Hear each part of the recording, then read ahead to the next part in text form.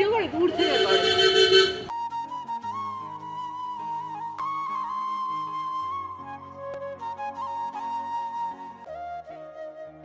আর এখানে দেখো আমরা রয়েছি সবাই মিলে।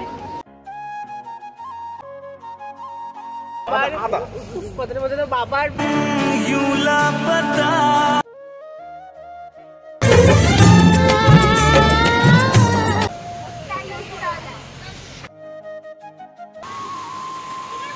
নমস্কার বন্ধুরা, আমি পূজার বেঙ্গলি ঘরকন্যা পূজা চ্যানেলে আপনাদের অনেক অনেক স্বাগত।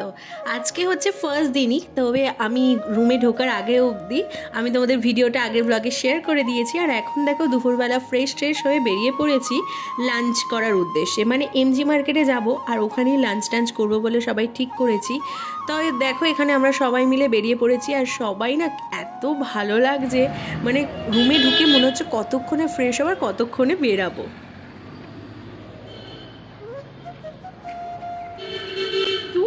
ভিডিও করে দূর থেকে করে। তো এদিকে দেখো আমরা এমজি মার্কেট চলে এসেছি আর উঠতে গিয়ে আমার অবস্থা তো দেখলে, সবাই না ট্যাক্সি করে চলে গেছিলো, তবে আমরা যেহেতু 3 জন বাকি ছিলাম ট্যাক্সিতে প্রচুর ভাড়া চাইছিল আর 3 জন মিলে ট্যাক্সিতে আসতে পারিনি, তাই হেঁটে এসেছি। প্রচণ্ড কষ্ট হচ্ছিল ওই ঢালু দিয়ে উঠতে, তাও চলে এসেছি কারণ ঘোরার একটা আর এসছি প্রথম দিন একটা মুডই আলাদা রয়েছে।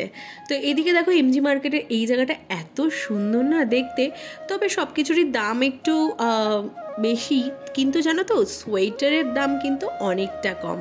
তো ওইদিকে এমজি মার্কেটে আমরা কিছু কেনাকাটি করিনি, ওইদিকে একটু ঘুরলাম, ঘুরে টুরে এইদিকে আমি একটু বোনেদের নিয়ে গেম খেলছিলাম। তো এদিকে দেখো সবাই দেখছে গেম খেলা, আমরা কিন্তু সবাই হেরে গেছি।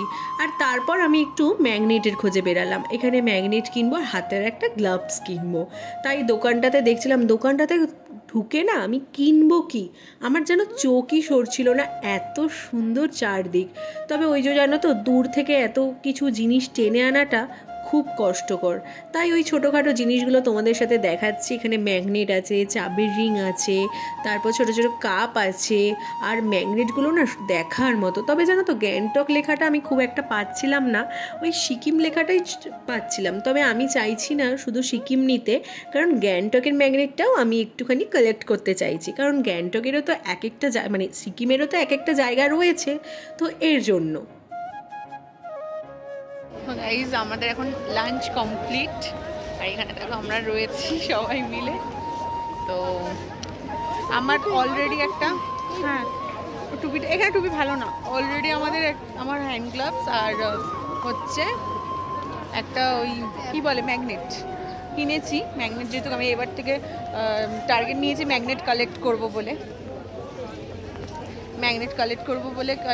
নিয়েছি, তো একটা ম্যাগনেট কিনেছি আর হ্যান্ড গ্লাভস কিনেছি। আর এখন আমরা ফুল ফ্যামিলি রয়েছি। এই বাবা, তো ভাবলাম তোমাদের সাথে রুমের ভিডিওটা শেয়ার করে দিই, যেহেতু আমি যখন রুমে এসেছিলাম তখনই কিন্তু ভিডিওটা করে রেখেছিলাম, তাই ভাবলাম চলো তোমাদেরও রুমটা দেখাই। তো রুমে ঢুকেই দেখো খাট, এইদিকে আলমারি, একটা সোফা, তারপর এদিকে রয়েছে তোমার ড্রেসিং টেবিল, আর এই যে বোন বসে রয়েছে তার অপোজিটে কিন্তু আমাদের বাথরুমটা রয়েছে। আর এখানে দেখো একটা ছোট্ট টিভি, সেট টপ বক্স, টিভিটা আমাদের কোনো কাজে লাগেনি। আর এই রুমটার সব থেকে বেস্ট জায়গা হচ্ছে এই যে এই ব্যালকনিটা কিন্তু আমার খুব পছন্দের ব্যালকনি, এত সুন্দর হাওয়া দিচ্ছিল। আর এই সামনেটা যে দেখছো এটা একটা বৌদ্ধ মন্দির, কিন্তু এই মন্দিরে আমাদের কাউকে ঢুকতে দেয়নি, তবে এই মন্দিরটা কিন্তু খুব সুন্দর। আর তারপর দেখো রুমে ঢুকেছি আর এখন সবাই একটু রেস্ট নেব, নিয়ে তো তারপর আমরা আবার দেখা করছি তোমাদের সাথে নেক্সট ডেতে। তো আজকে হচ্ছে দ্বিতীয় দিনে আমার কিন্তু সকালবেলা উঠে স্নান টান করে আমি রেডি হয়ে গেছি, কারণ আজকে কিন্তু উঠবো আরও উঁচুতে, মানে পাহাড়ে যত উঁচুতে উঠবো ততই কিন্তু মনটা আনন্দে ভরে যায়। তবে দ্বিতীয় দিনটা জানো তো খুব একটা বেটার কাটেনি। আমরা এখন গাড়িতে সবাই উঠে গেছে, ফুল ফ্যামিলি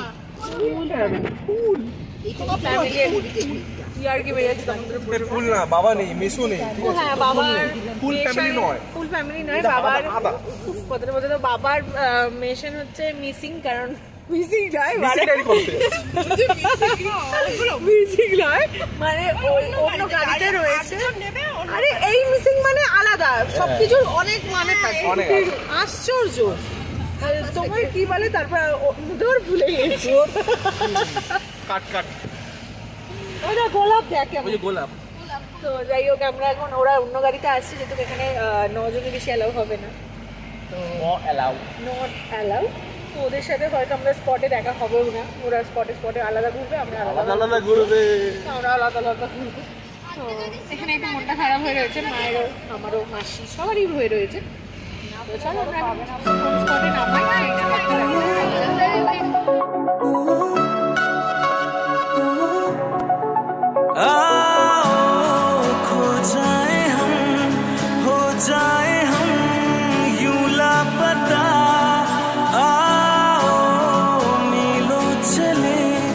जाना कहाँ ना हो पता, हम जो चलने लगे हैं ये रास्ते, मंजिल से बेहतर लगने लगे हैं ये रास्ते।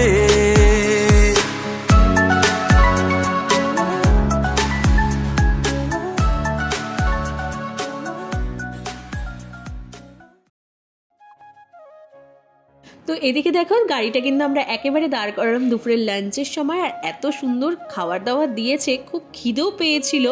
তো এদিকে দেখো ডাল, মাংস, ভাত, পাঁপড় আর আলু ভাজা। তো দুপুরের লাঞ্চ কিন্তু ঝটাপট শেষ করে আবার আমরা রওনা দেব তোমার 0 পয়েন্টের উদ্দেশ্যে।